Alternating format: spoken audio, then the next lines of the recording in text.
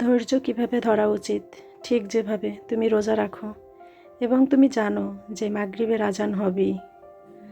আসসালামু আলাইকুম। সবাই কেমন আছেন? আশা করছি সবাই আল্লাহর রহমতে ভালো আছেন, সুস্থ আছেন। আলহামদুলিল্লাহ, আমরাও ভালো আছি আল্লাহর অশেষ রহমতে। আজ আরও একটি নতুন ভিডিও নিয়ে সবাইকে নিমন্ত্রণ জানাচ্ছি। আশা করছি আমার ভিডিওটি অল্প কিছু হলেও আপনাদের ভালো লাগবে। এখন আপনারা যারা আমার ভিডিও দেখছেন, জানি না কে কোথা থেকে দেখছেন, আমার ভিডিওটি যদি আপনাদের একটু হলেও ভালো লাগে তাহলে প্লিজ আমার ভিডিওতে একটি লাইক দিয়ে দিবেন। আপনাদের একটি লাইক আমার ভিডিওটি অনেকের কাছে পৌঁছে দিতে সাহায্য করবে। আজ আমি সকালের সমস্ত কাজ ভোরে ভোরে ফজরের নামাজ পড়ে শুরু করে দিয়েছি। সবার জন্য নাস্তা বানিয়েছি এবং সবাই খেয়ে দিয়ে যে যার মতো যার যার কাজে গেছে। এখন আমি একটু ঘরের কাজ করে নিচ্ছি। ডিম এনেছিল, সেগুলো দেওয়া হয়নি, এগুলো আমি পরিষ্কার করে নিয়েছি। আর এখানে আমি তেজপাতা, দারুচিনি এগুলো আমি পানি দিয়ে ভালো করে ধুয়ে রোদে শুকাবো, এজন্য আমি এগুলো পানিতে ভালো করে ধুয়ে নিচ্ছি। আমি সবসময় এভাবে এগুলো ধুয়ে তারপর আমি বক্সে করে রেখে দিই, রান্নার সময় যেন এগুলো আর ধোয়া না লাগে। এই জন্য এতে এই তেজপাতায়, দারুচিনি এতে কত ময়লা থাকে, অপরিচ্ছন্ন অপরিষ্কার থাকে। বাজার থেকে কিনে আনার পর এগুলো আমি সবসময় ধুয়ে পরিষ্কার করে নিই একবারে। সংসারের এই সামান্য সামান্য কাজ যদি করে রাখা যায়, গুছিয়ে করা যায়, তাহলে অনেকটা সময় বেঁচে যায়।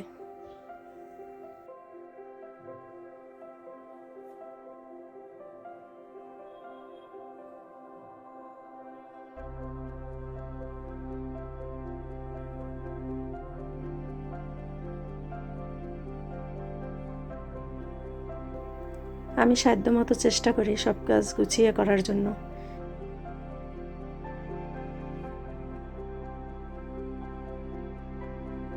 কাচের জারগুলো আমি অনলাইন থেকে কিনেছিলাম, সেগুলো আমার ওয়াশ করা হয়নি, তাই এগুলো আজকে আমি ভালো করে ওয়াশ করে নিচ্ছি। রাখতে যাচ্ছি, তখন দেখা যাচ্ছে যে এটা ধোয়া হয়নি, পরিষ্কার নেই, তখন ধুবো, তারপরে রাখবো। আর যদি একবারে আমি সব কিছু পরিষ্কার করে রাখি তাহলে আর আমার কাজে কোনো ঝামেলা হবে না।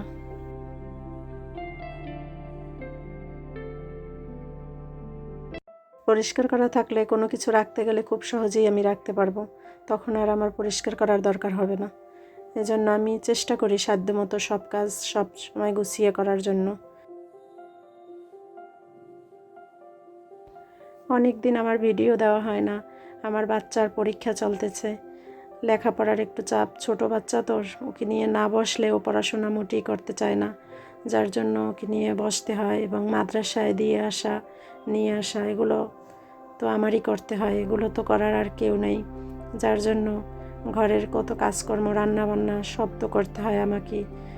এগুলো করে আর সময়ও পাই না ভিডিও বানানোর। ডিমগুলো এখন আমি ডিমের বক্সে আমি রেখে দিচ্ছি।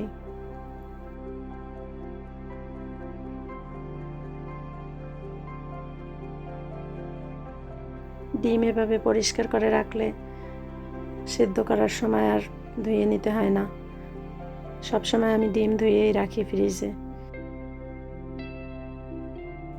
ডিমগুলোকে আমি ফ্রিজে রেখে দিচ্ছি। তারপর আমি কাচের জারগুলোকে আমি একটা কাপড়ের উপর রেখে তারপর পানি ঝরিয়ে নেব। এভাবে রাখলে আর কি তাড়াতাড়ি পানিটা ঝরে যাবে, তারপর আর মুছতে হবে না, এমনি এমনিতেই শুকিয়ে যাবে।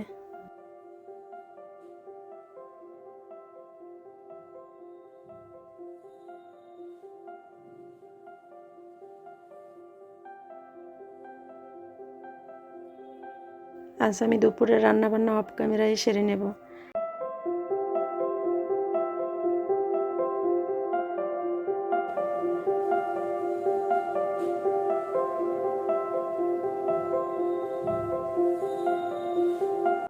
দুপুরের রান্নাবান্না আমি অফ ক্যামেরায় সেরে নিয়েছি। এখন আমি শেয়ার করছি আপনাদের সাথে। বেস্ট বাই থেকে কিছু ঘরের জন্য কিছু জিনিসপত্র কিনেছি, সেগুলো। দুইটা ঝুড়ি কিনেছি, ঝুড়ি দুটো অনেক সুন্দর, আমার অনেক ভালো লেগেছে দেখেই।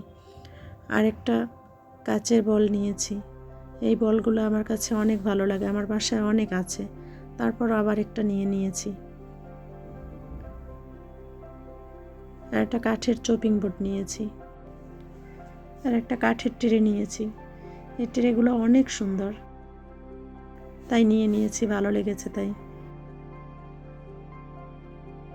মন চায় সব কিছুই কিনে ফেলি, যা দেখি তাই ভালো লাগে।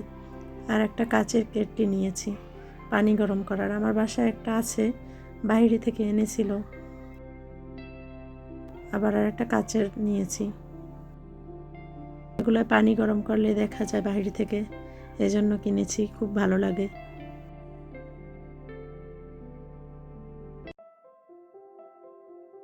অনেক সুন্দর না কেটলিটা?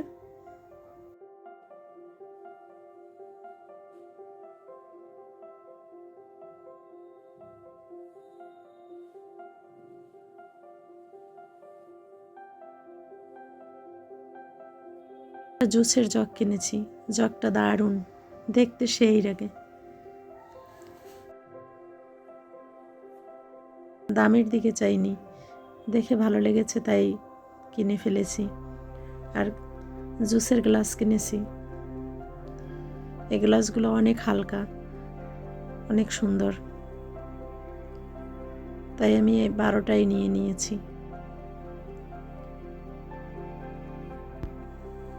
একই গ্লাস এই দুটোতে, 6টা 6টা 12টা নিয়েছি।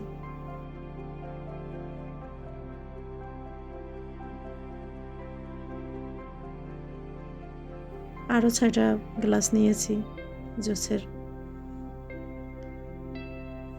এই গ্লাসগুলোর দাম একটু বেশি, কিন্তু অনেক ভালো, একেবারেই হালকা এবং অনেক কিউট।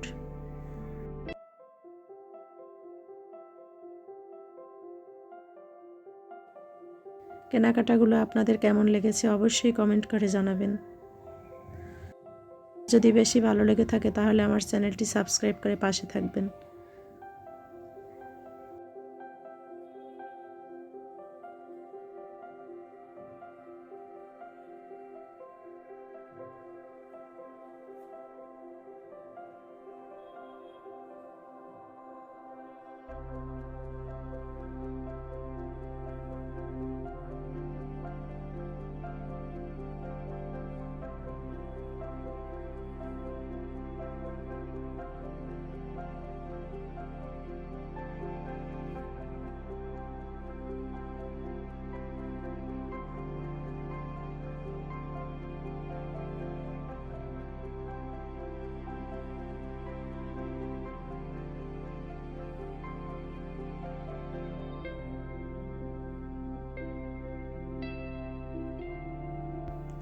আর সবাই ভালো থাকবেন, আমাদের জন্য দোয়া করবেন।